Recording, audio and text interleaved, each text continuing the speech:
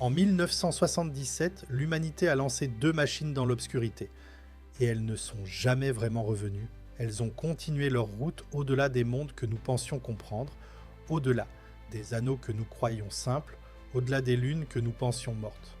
Et à chaque nouvelle image qu'elles envoyaient vers la Terre, le système solaire devenait plus étrange, plus sauvage et bien plus vivant que quiconque ne l'avait imaginé. Voyager 1 et Voyager 2 n'étaient pas de simples engins spatiaux. C'étaient nos yeux, dérivant toujours plus profondément dans l'inconnu, nous révélant des tempêtes gigantesques, des lunes en éruption, des anneaux cachés, des mondes de glace brisés et la fragile pâleur de la Terre elle-même. Ce qui rend leur histoire si troublante, c'est ceci.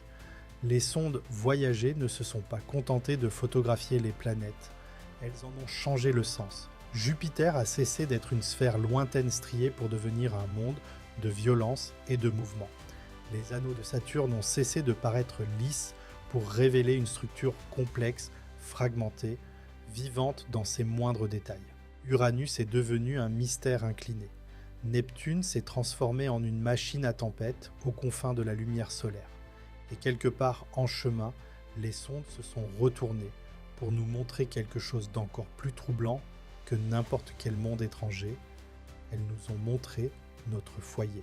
L'histoire de Voyager commence avec une opportunité cosmique si rare qu'elle semble presque fictive. À la fin des années 1970, Jupiter, Saturne, Uranus et Neptune se sont alignés d'une manière qui ne se produit qu'environ une fois tous les 176 ans, créant la possibilité pour une seule mission de visiter les 4 planètes géantes en utilisant l'assistance gravitationnelle comme des pierres de passage à travers le système solaire externe. La NASA a saisi cette chance et a refusé de la laisser passer.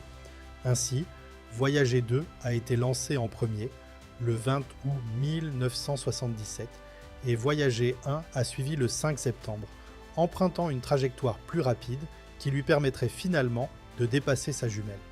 Ensemble, elles ont été envoyées vers l'extérieur, non seulement comme des sondes, mais comme des pionnières, portant la curiosité humaine dans une région que personne n'avait encore explorée en détail. Même leurs premières images avaient quelque chose d'étrange. Quelques jours après le lancement, Voyager 1 s'est retourné et a capturé la Terre et la Lune depuis des millions de kilomètres, un rappel silencieux que tout ce voyage avait commencé avec un seul monde bleu fragile disparaissant peu à peu dans la distance. Cette image semble aujourd'hui presque prophétique, car avant Voyager, le système solaire externe était encore rempli d'hypothèses éclairées. Nous avions des modèles, des télescopes, des attentes, mais nous n'avions pas encore d'intimité. Nous ne savions pas encore à quoi ressemblaient réellement ces mondes lointains de près, comment leurs atmosphères bouillonnaient, comment leurs lunes se fissuraient, entraient en éruption ou brillaient dans l'obscurité. Voyager s'apprêtait à changer tout cela. Quand Voyager 1 a finalement atteint Jupiter en mars 1979, suivi quelques mois plus tard par Voyager 2, le système solaire s'est ouvert comme une porte. Lorsque Voyager 1 atteignit finalement Jupiter en mars 1979, suivi quelques mois plus tard par Voyager 2, le système solaire s'ouvrit comme une porte. Jupiter avait déjà été observé auparavant, bien sûr, mais jamais ainsi. Soudain, la géante gazeuse n'était plus un simple disque lointain vu à travers un télescope. C'était une atmosphère vivante, faite de turbulences immenses, de panaches tourbillonnants, de bandes violentes et de tempêtes imbriquées les unes dans les autres. La célèbre grande tache rouge fut confirmée comme un système en rotation d'une ampleur gigantesque, mais ce n'était qu'une partie de la surprise. L'atmosphère autour d'elle était bien plus dynamique que les scientifiques ne l'avaient prévu, pleine de mouvements et d'instabilité qui faisaient de Jupiter quelque chose de moins semblable à une planète et davantage à une machine colossale encore inachevée. Mais la plus grande surprise de Jupiter n'était peut-être pas Jupiter elle-même, c'était Io. Avant Voyager, beaucoup pensaient que sa surface ressemblerait à celle de notre Lune, ancienne, criblée de cratères, marquée mais silencieuse. Au lieu de cela, Voyager découvrit un volcanisme actif, de véritables éruptions, des panaches projetant de la matière à des centaines de kilomètres dans l'espace, des lacs de lave, une surface si géologiquement vivante qu'elle força les scientifiques à réécrire complètement leurs hypothèses. C'était la première fois que des volcans actifs étaient observés sur un autre monde. Puis vint Europa, marqué par d'étranges fractures sur sa surface glacée, laissant déjà entrevoir la possibilité d'un océan caché en dessous. Dans un seul système planétaire, voyager nous montrait à la fois un enfer volcanique et une lune glacée pouvant dissimuler de l'eau sous sa croûte gelée.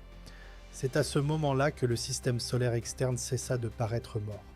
Après Jupiter vint Saturne, et c'est là que la beauté prit une dimension plus troublante. Depuis la Terre, Saturne avait toujours semblé élégante, presque sereine, la planète des anneaux et de la symétrie.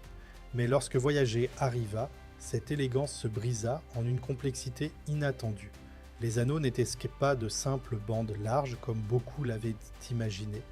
Ils étaient constitués de centaines de fins annelées, de structures enchevêtrées, de torsions, de vides et de détails délicats, bien plus complexes que prévu. Voyager révéla également de nouveaux anneaux, des lunes bergères, maintenant des bandes étroites en place et d'étranges motifs en forme de rayons à travers les anneaux B qui ne correspondaient pas aux théories gravitationnelles existantes. Les anneaux de Saturne passèrent ainsi du statut d'icône à celui d'énigmes profondes en seulement quelques images. Et puis les lunes de Saturne commencèrent à raconter leurs propres histoires. Titan apparut comme un monde doté d'une atmosphère épaisse, riche en azote, sans équivalent au-delà de la Terre, devenant instantanément l'un des objets les plus fascinants du système solaire. Enceladus laissa également entrevoir une activité avec des signes qui seraient plus tard liés à des panaches en éruption et à une dynamique interne. Voyager ne se contentait plus de cataloguer des mondes, elle les révélait comme des lieux dotés de météo, de chimie, d'océans cachés et de géologie active. Saturne, autrefois perçu comme l'objet le plus gracieux du système solaire, devint un rappel que plus on regarde en profondeur, plus les choses deviennent étranges. Après Saturne, Voyager fut propulsé vers le haut, hors du plan du système solaire, entamant sa trajectoire vers l'espace interstellaire, tandis que Voyager 2 poursuivait seul le grand voyage. Ce périple l'amena jusqu'à Uranus en 1986, un monde si étrange qu'il semble encore aujourd'hui presque irréel. À première vue, Uranus paraissait calme, presque vide, avec une atmosphère lisse dépourvue des structures spectaculaires visibles sur Jupiter ou Saturne. Mais derrière ce visage tranquille se cachait une planète inclinée sur le côté, avec un champ magnétique fortement désaligné par rapport à son axe de rotation. Sa magnétosphère oscillait d'une manière jamais observée auparavant, forçant les scientifiques à repenser entièrement leur compréhension des champs magnétiques planétaires. Voyager découvrit également de nouveaux anneaux, de nouvelles lunes et toute une collection de mondes glacés marqués par des canyons, des fractures tectoniques et des histoires géologiques étranges. Parmi eux, Miranda se distinguait particulièrement, une lune qui semblait brisée puis recollée, comme un puzzle cosmique reconstitué après une catastrophe. Puis vint Neptune en 1989, la dernière grande rencontre planétaire. Et aux confins du système solaire connu, Voyager 2 ne trouva pas le calme, mais la violence. Les vents de Neptune étaient féroces, atteignant des vitesses extraordinaires, et la planète abritait la grande tache sombre, une gigantesque tempête tournoyant dans son atmosphère comme une ombre dans le bleu profond. Ces anneaux se révélèrent incomplets et poussiéreux, formant des arcs mystérieux qui soulevaient de nouvelles questions sur leur stabilité et leur formation. Et puis il y eut Triton, la plus grande lune de Neptune, qui offrit un dernier choc, un paysage gelé, fracturé, avec des panaches semblables à des geysers et des signes d'activité sur l'un des mondes les plus froids jamais observés.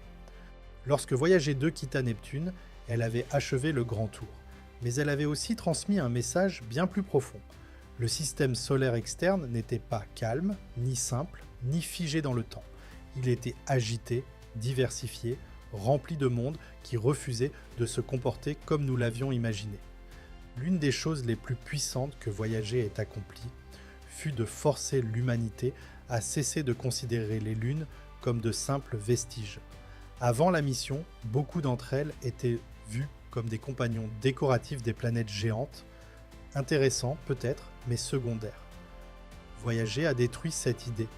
Encore et encore, les sondes ont révélé des lunes qui ressemblaient à des mondes à part entière, avec leur propre géologie, leur propre météo, leur propre chimie et des histoires profondes inscrites à leur surface. Ce qui semblait autrefois secondaire devint soudain l'un des terrains les plus fascinants du système solaire. Ce changement est essentiel car il a transformé notre manière émotionnelle de voir l'exploration spatiale. Io était en éruption. Europa semblait fissuré par des forces cachées sous la glace. Titan disparaissait sous une atmosphère dense, suggérant quelque chose de complexe en dessous. Miranda semblait brisée puis reconstruite. Triton, quant à elle, paraissait gelée, mais étrangement active, projetant des panaches sombres dans l'un des environnements les plus froids jamais explorés. Voyager a rendu une chose absolument claire, le système solaire n'est pas composé de planètes entourées de satellites silencieux. Il est constitué de systèmes dans les systèmes, de véritables familles, de mondes, chacun portant des mystères suffisamment vastes pour justifier des missions entières à lui seul. Après toutes ces tempêtes, tous ces anneaux, tous ces mondes volcaniques et ces lunes brisées, les sondes, Voyager 1 et Voyager 2, nous ont offert l'une des images les plus troublantes de l'histoire des sciences, simplement en regardant en arrière. Loin des planètes géantes, loin de l'illusion chaleureuse que la Terre occupe une place centrale, l'une des sondes tourna sa caméra vers notre foyer. Ce qu'elle captura était presque insoutenable dans sa simplicité. Un minuscule point de lumière suspendu dans un rayon de soleil, fragile, presque perdu dans l'immensité qui l'entoure. Cette image est devenue célèbre sous le nom de Pale Blue Dot, le point bleu pâle, et cette image a transformé la mission tout autant que Jupiter ou Saturne l'avaient fait. Car soudain, le voyage ne consistait plus seulement à découvrir ce qui existe là-bas, il s'agissait de comprendre ce que nous sommes en comparaison. Chaque empire, chaque guerre, chaque rêve, chaque vie ayant jamais existé, tout cela contenu sur un point si petit qu'il pourrait disparaître si l'on clignait des yeux. Voyager avait traversé le système solaire, découvert des tempêtes de la taille de planètes, des lunes volcaniques, des anneaux d'une finesse inimaginable et des champs magnétiques défiant les théories. Puis, dans un simple regard en arrière, elle nous montra que notre foyer lui-même était d'une fragilité presque impossible à concevoir. C'est peut-être l'image la plus mystérieuse de toutes. La plupart des missions sont mémorisées pour l'endroit où elles s'arrêtent. Voyager, elle, est mémorisée parce qu'elle a refusé de s'arrêter. Après les grandes rencontres planétaires, les deux sondes ont continué leur route vers une région que jamais aucun engin n'avait réellement explorée auparavant. Les planètes étaient derrière elles, mais le mystère, lui, ne faisait que s'intensifier. L'influence du Soleil commençait à s'atténuer. Le vent solaire faiblissait. L'environnement devenait plus étrange, plus silencieux, comme si les sondes naviguaient vers le bord d'un vaste océan invisible. Puis vinrent les traversées historiques, l'entrée de l'humanité dans l'espace interstellaire. Cette partie de l'histoire a quelque chose de presque mythique. Deux machines construites dans les années 1970, toujours en fonctionnement des décennies plus tard, envoyant encore des signaux vers la Terre depuis la frontière entre notre système solaire et la galaxie au-delà. Elles n'étaient plus seulement des exploratrices planétaires, elles étaient devenues des balises, les premiers objets physiques issus de la Terre à pénétrer l'espace entre les étoiles.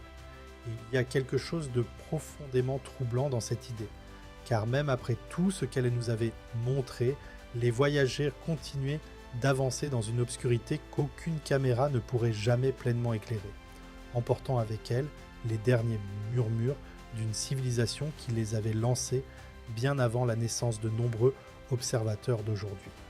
Aussi extraordinaires que soient leurs images, un détail rend leur voyage encore plus émouvant. Chaque sonde transporte un disque d'or, le Voyager Golden Record, un message de la Terre, non pas destiné aux scientifiques, mais à l'inconnu, des sons de la nature, des voix humaines, de la musique provenant de cultures diverses, des salutations dans des dizaines de langues, non pas parce que quelqu'un savait qu'il serait trouvé un jour, mais parce que le simple fait de l'envoyer avait une signification. Voyager n'était pas seulement une machine, c'était une capsule temporelle, une archive dérivante de ce à quoi ressemblait l'humanité lorsqu'elle se tenait encore au bord du système solaire, regardant vers l'extérieur avec espoir. C'est cela qui donne à la mission sa beauté presque hantée. Les sondes ont été conçues pour la science, mais elles sont devenues quelque chose de plus grand, elles sont devenues des messagères. Elles ont porté notre curiosité au-delà de Jupiter, Saturne, Uranus et Neptune, et ont continué leur route bien après la fin de leur mission principale. Et quelque part là-bas, au-delà des planètes, au-delà de l'héliosphère, au-delà de la chaleur familière du Soleil, elles poursuivent leur voyage, avec un portrait de la Terre fixé à leur flanc. C'est l'une des idées les plus belles jamais lancées par l'humanité. Même en découvrant à quel point nous sommes petits, nous avons choisi de laisser une trace disant, en quelque sorte, nous étions là.